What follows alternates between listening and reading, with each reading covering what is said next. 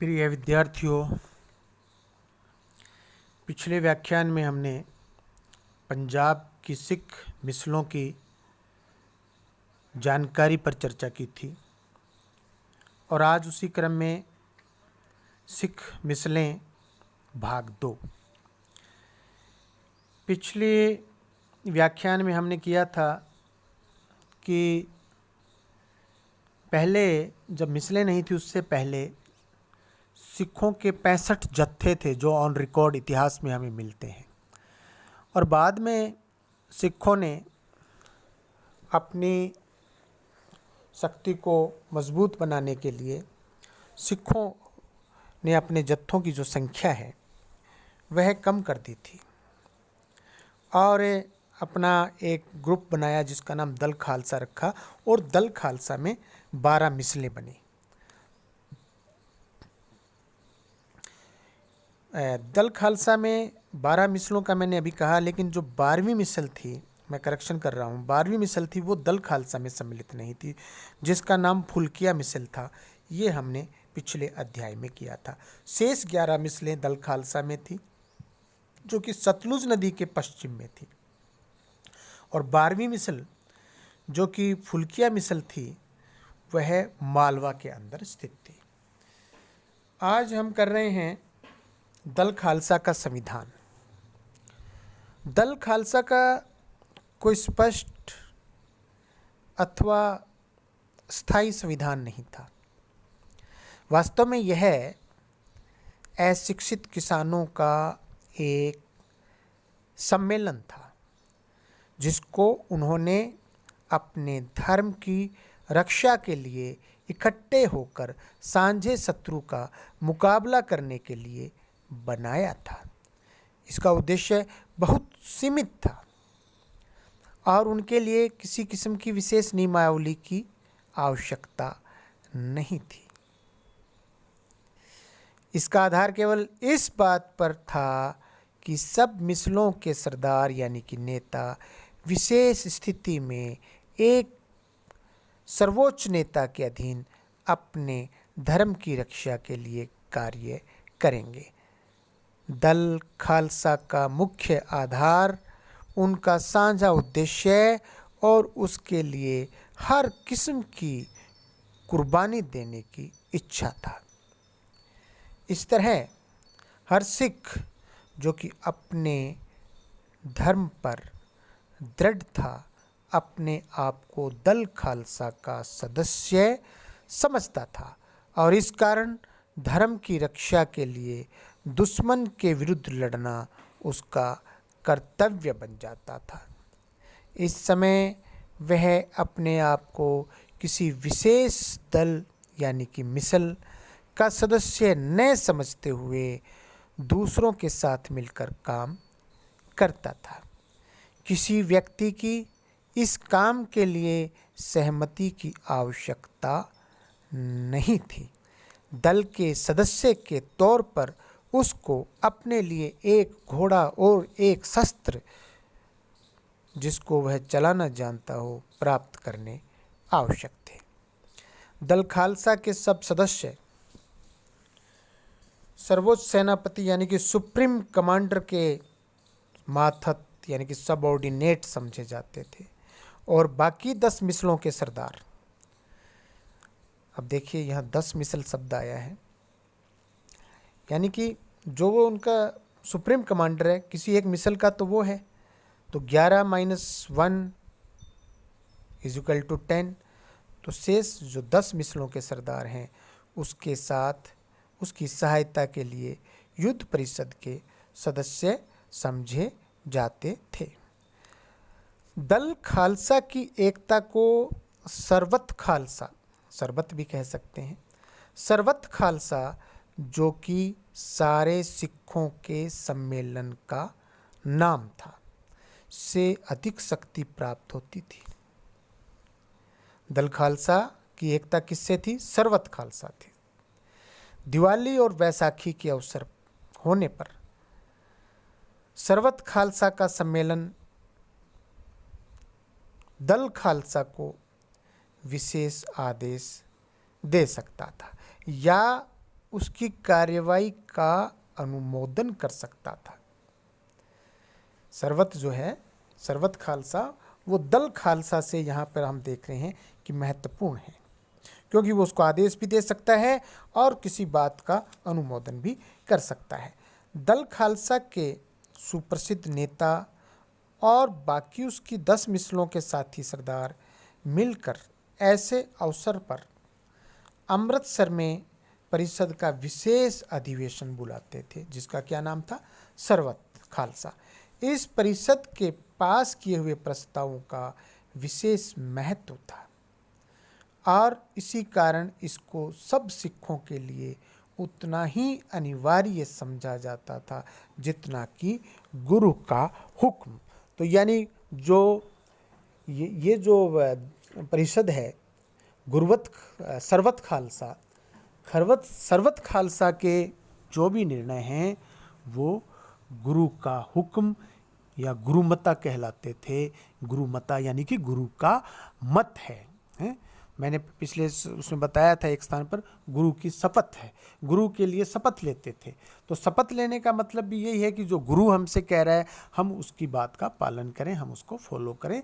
तो ये गुरुमत कहलाते थे, गुरु, और पंजाबी में इन्होंने कहा है गुरुमता कहलाते थे।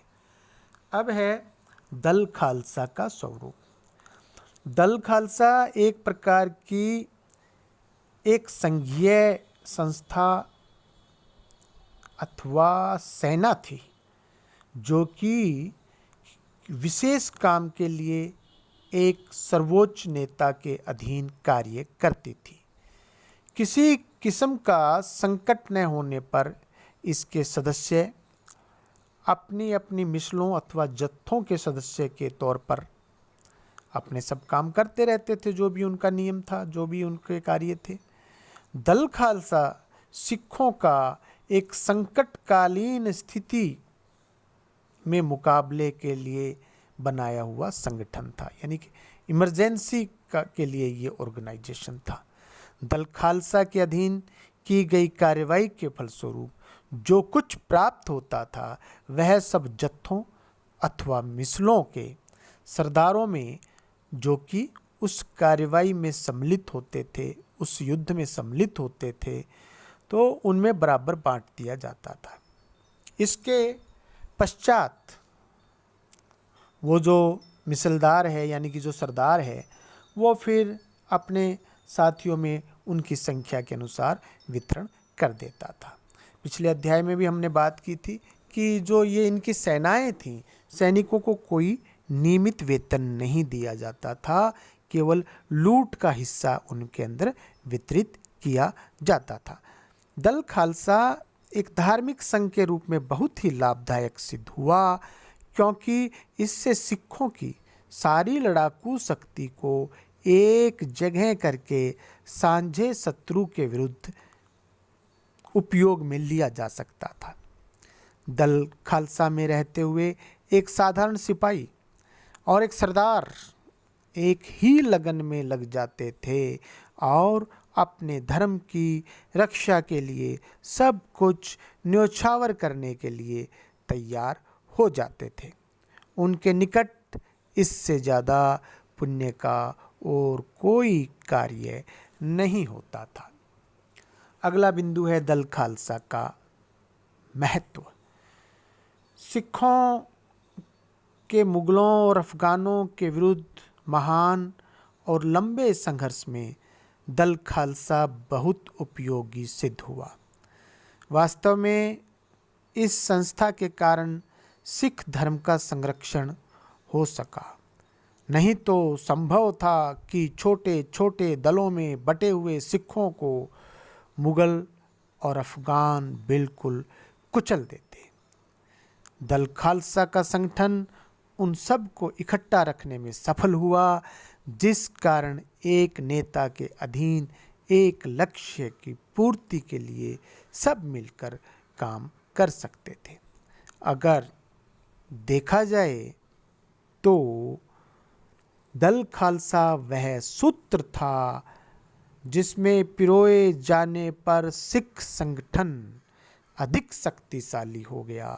सिखों की राजनीतिक महत्वाकांक्षा दल खालसा के कारण ही पूरी हुई थी। अगला बिंदु है गुरुमता। पहले आया था और अब थोड़ा इस पर और अधिक चर्चा। यह संस्था भी दल खालसा के साथ ही स्थापित हुई। मिसलों के काल में यह संस्था एक केंद्रीय परिषद के तौर पर काम करती थी। इस परिषद ने सारी मिसलों के सरदार, ये जो परिषद थी इसमें सारी मिसलों के सरदार सम्मिलित होते थे और सारे पंथ के हित में बड़े महत्वपूर्ण निर्णय लिए जाते थे। अब गुरुमता का अर्थ क्या रहे? गुरुमता दो शब्दों से मिलकर बना, गुरु और मता। गुरु संक्षेप में गुरु के लिए, मता यानी कि निर्णय का सूचक। पूरे शब्द का मतलब वह निर्णय है जो कि गुरु आदेश के तुल्य, माननीय और अनिवार्य है। सिख परंपरा में पांच सिखों के निर्णय को सिख परंपरा में 5 सिखों के निर्णय को गुरु का निर्णय समझा जाता था, जिसको पंजाबी में वो कहते हैं पंज प्यारे। पंज यानी 5, प्यारे यानी कि जो कि गुरु के शिष्य हैं। तो 5 सिखों के निर्णय को गुरु का निर्णय समझा जाता था, क्योंकि गुरु ने ऐसा संकेत दिया था कि जहां 5 सिख एकत्रित होंगे वहां मैं उपस्थित रहूंगा। ये इनके गुरु ने इनको मैसेज दिया था।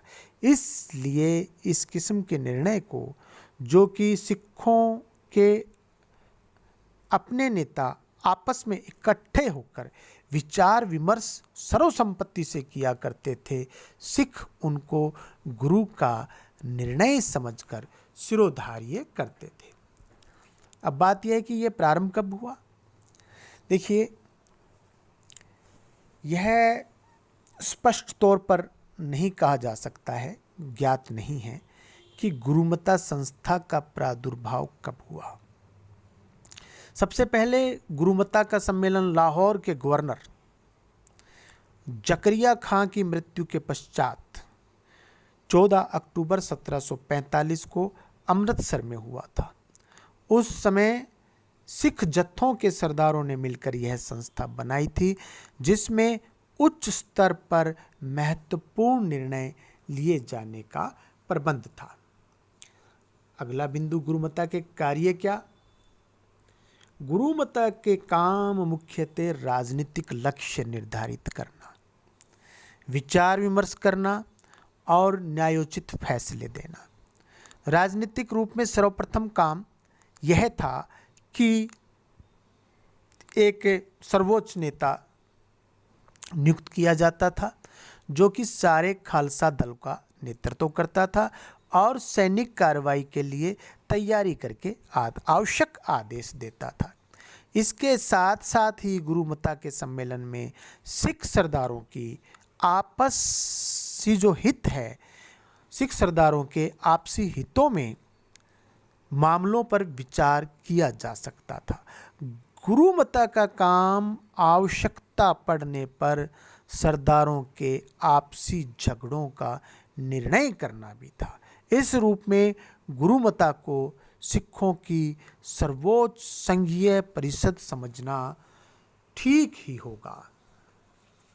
कार्यविधि क्या है? देखिए, गुरुमता का भी कोई संविधान नहीं था। सिखों की दूसरी संस्था के अनुसार यह भी गणतंत्रीय संस्था थी, जिसमें सब सदस्य एक बराबर समझे जाते थे। गुरुमता के फैसलों को सारे पंथ के हित में समझा जाता था और सब नेता इसकी पालना करते थे। सर्वोच्च नेता के अधिकार युद्ध काल में सब सरदारों से अधिक माने जाते थे। उसको विशेष तौर पर सैनिक नीति का निर्धारण करने और उसको क्रियान्वित करने के लिए जरूरी कदम उठाने का अधिकार था।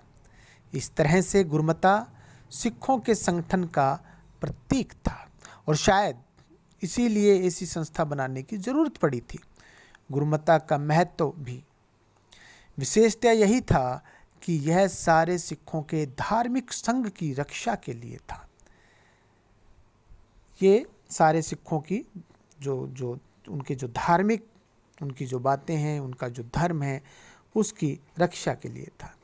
इस महत्वपूर्ण ये जो इनका एक गुरुमता है, जिसमें सब सरदार इकट्ठे होते थे, इस महत्वपूर्ण धार्मिक जमाव के समय सब सरदार पारस्परिक बैर भाव को भुलाकर सब लोगों के भले के लिए अपने निजी स्वार्थों से ऊपर उठकर काम करते थे। ये बहुत बड़ी बात है।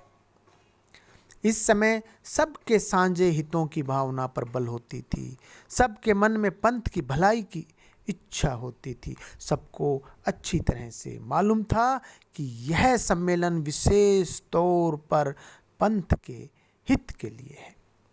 जब सब सरदार अकाल तख्त के स्थान पर बैठते थे, यानी कि जो इनके गुरु का स्थान है अमृतसर में, तो उनके सामने आदि ग्रंथ और दशम पातशाही के ग्रंथ को रखा जाता था, जो गुरु ग्रंथ साहब कहलाते हैं, जो सिखों की जो सबसे जो पवित्र और सबसे जो बड़ी, सबसे जो महत्वपूर्ण, जो उनका पवित्र जो ग्रंथ है, जिनको गुरु ग्रंथ साहिब कहा जाता है।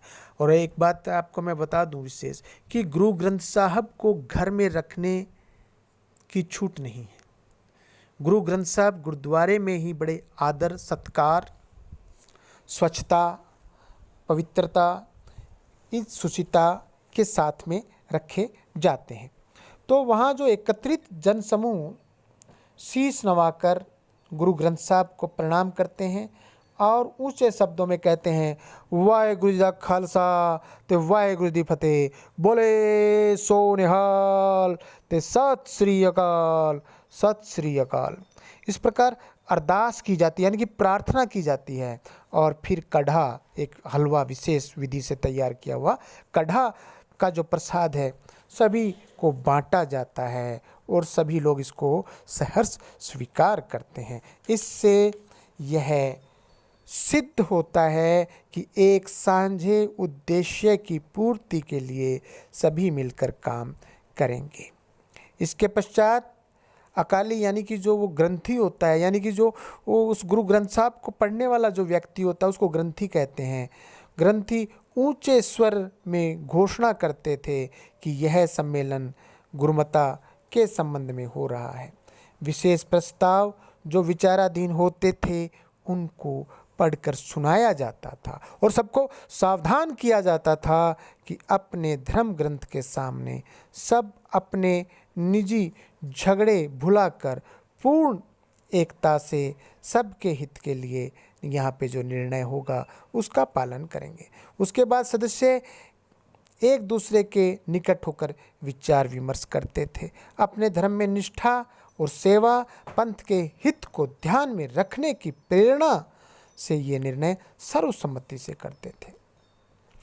उनको यह बिल्कुल स्पष्ट था कि सारे पंथ के लिए संकट दूर करने के लिए सबके लिए साथ मिलकर काम करना उचित होगा। जो भी वह निर्णय कर पाते थे, उनका पूर्ण रूप से पालन करना सबका कर्तव्य समझा जाता था। इसीलिए इस सम्मेलन के निर्णय को गुरुमता का नाम दिया जाता था।